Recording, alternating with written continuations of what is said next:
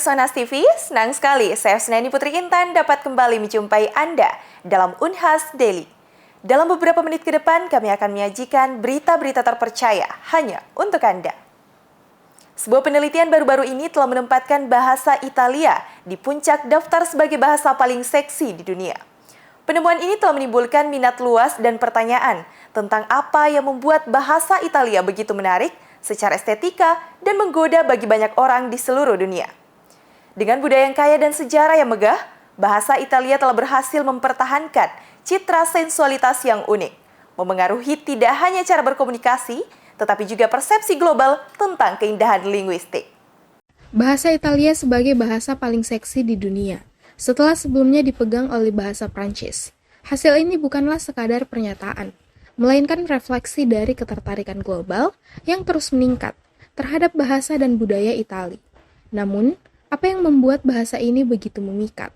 Apakah ini hanya tentang kata-kata, atau ada faktor budaya dan sejarah yang mendalam? Sejarah yang megah dari Italia sebagai pusat kekaisaran Romawi kuno hingga Renaissance telah memberikan fondasi yang kuat bagi pengembangan bahasa Italia menjadi bahasa yang merayakan keindahan dan sensualitas. Pengaruh budaya Italia yang luas dalam seni, musik, dan sastra juga telah menyumbang kepada citra bahasa Italia sebagai bahasa yang menggoda. Penelitian linguistik telah menunjukkan bahwa intonasi dalam bahasa Italia seringkali diwarnai dengan penekanan khusus pada suku kata tertentu yang memberikan kesan melodis dan menggoda dalam percakapan sehari-hari. Bahasa Italia juga dikenal karena penggunaan fonetik tertentu, terutama dalam pengucapan huruf R, yang menghasilkan suara gulungan yang khas dan menarik bagi pendengar. Bahasa Italia memiliki jumlah konsonan yang relatif sedikit dibandingkan dengan bahasa lain, sehingga memberikan kesan kelembutan dan melodis dalam percakapan. Hampir setiap kata dalam bahasa Italia diakhiri dengan huruf vokal, yang tidak hanya memberikan nada yang menyenangkan, tetapi juga menghasilkan irama yang menarik dalam percakapan sehari-hari. Bahasa Italia ini sangat lugas gitu ya, dan kita sering melihat di Italia itu sangat kental apa yang dipertahankan sekarang, sehingga itu ikut ketika berbicara gitu ya. Seperti kalau orang Italia ciri khasnya berbicara itu selalu ikut tangannya ya, bergerak-gerak gitu, sampai ada yang begini-begini dalam MasterChef itu ya, yang begini-begini. Dan Italia itu budayanya juga tentang aturan makan, aturan banyak hal yang menarik, sehingga ketika mereka menyampaikan lewat bahasa itu menjadi menarik. Jadi kalau orang Italia ngomong itu, satu karakter budayanya adalah semua tangannya, badannya bergerak gitu. Jadi tidak bisa ditahan ya. Kalau punya teman orang Italia, coba aja coba ngomong terus nggak bergerak tangan mereka, agak susahan. Jadi itu karakter. Kemudian kedua, saya kira budaya masa Roman itu terbawa hingga sekarang.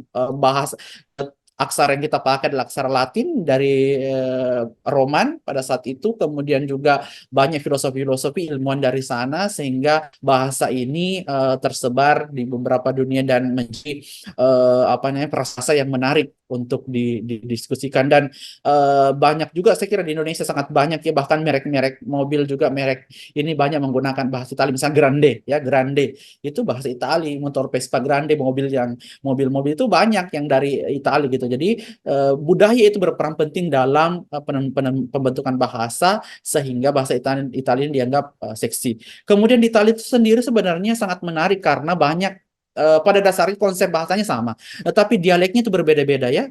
Kebetulan saya dulu tinggal di Roma.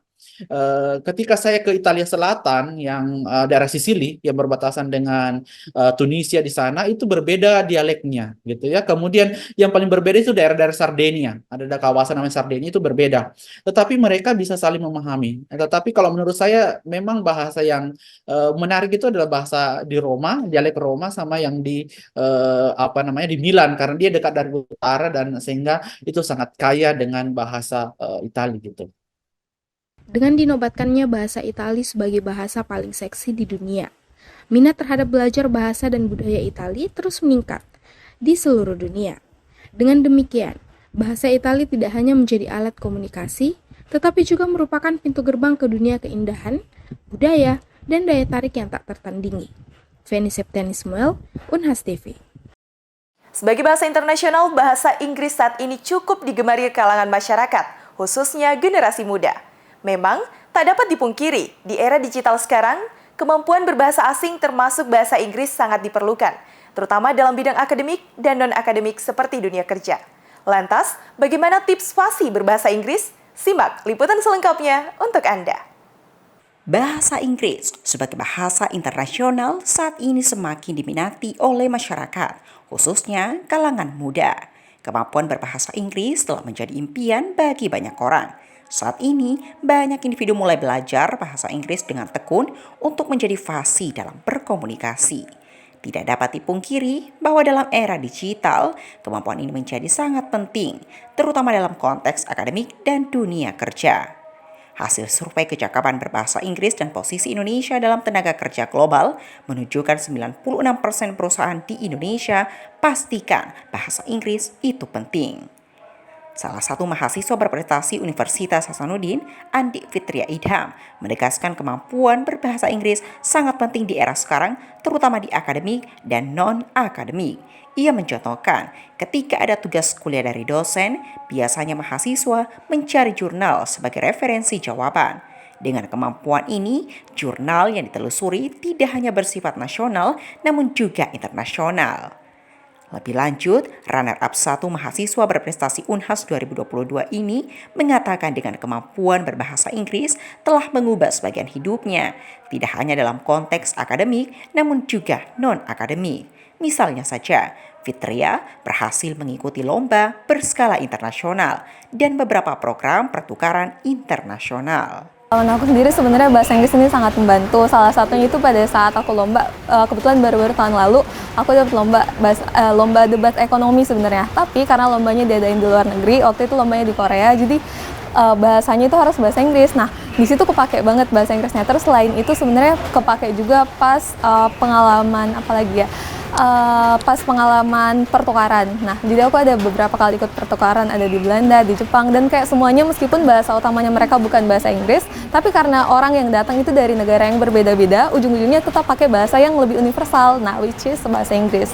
Jadi kalau menurut aku itu kepakainya di situ. Meskipun telah lazim digunakan, belajar bahasa Inggris tidak mudah dengan berbagai tantangan dari masing-masing individu. Salah satunya kecenderungan untuk memikirkan penyesuaian grammar dengan kalimat yang diucapkan. Menurut Fitria, ketika berbicara, penyesuaian grammar sebenarnya bisa diabaikan selama lawan bicara memahami apa yang disampaikan. Namun, hal ini berbeda ketika menulis. Grammar cukup penting untuk diperhatikan. Mengatasi tantangan ini, banyak tips yang dapat digunakan oleh setiap individu. Salah satu tips dari mahasiswa keperawatan ini dengan menonton film berbahasa Inggris. Tahap pertama, menonton dengan menggunakan bantuan subtitle berbahasa Indonesia. Tahap berikutnya dengan mengganti subtitle berbahasa Inggris. Dan tahap terakhir tanpa subtitle. Selain itu, tips lain dari Fitria adalah mempraktikkan kebiasaan berbicara menggunakan bahasa Inggris secara individu, serta mencari orang lain sebagai lawan bicara yang memiliki minat dalam bahasa Inggris. Aku pertama kali belajar bahasa Inggris itu kayaknya SD atau SMP gitu, yang mulai fokus belajar bahasa Inggris. Nah, tapi kalau aku sendiri caranya adalah kayak tiap kali aku nonton film atau nonton drama atau apapun itu, misalnya meskipun drama Korea, aku tetap pakai subtitle bahasa Inggris. Jadi kayak membiasakan sehari-hari. Nah, setelah itu kayak kan tahap pertamanya kalau aku sendiri dari subtitlenya dulu, pakai subtitle bahasa Inggris. Nah, terus di tahap kedua aku coba nggak pakai subtitle. Aku nonton kayak film-film yang dari barat, terus film US atau dari UK, tapi cari yang nggak ada subtitlenya, terus kayak tes listening sendiri. Kalau dari aku kayak gitu, sama kayak kalau dari aku sendiri juga kayak banyak-banyak ngomong sama diri sendiri di cermin. Kayak I think ini works di banyak orang, karena aku banyak banget dengar teman-temanku yang bisa bahasa Inggris, rata-rata mereka juga belajarnya adalah dengan mereka ngomong sama diri mereka di cermin. Jadi kayak lebih kebiasa aja untuk ngomong bahasa Inggrisnya. Sama sebenarnya yang penting juga adalah kayak cari orang-orang yang punya minat yang sama kita. Kayak kalau misalnya mau belajar bahasa Inggris, berarti cari orang lain yang juga punya ketertarikan untuk belajar bahasa Inggris dan kayak belajar praktis sama mereka. Karena kalau misalnya kita dapat teman yang sejalan dan sama-sama mau belajar bahasa Inggris, itu pasti bakal lebih gampang nantinya. Kalau dari aku kayak gitu. Tidak ada hasil yang baik tanpa proses yang maksimal, begitupun dengan belajar bahasa Inggris. Dengan menerapkan dua hal ini pada beberapa tips di atas, hasil yang didapatkan akan jauh lebih maksimal. Zulkarnain, Andi Muhammad Syafrizal, Unhas TV. Pemirsa, berita tadi sekaligus menutup perjumpaan kita hari ini. Tersaksikan Unhas Daily hanya di Unhas TV. Saya Sneni Putri Intan beserta kru yang bertugas pamit undur diri dan sampai jumpa.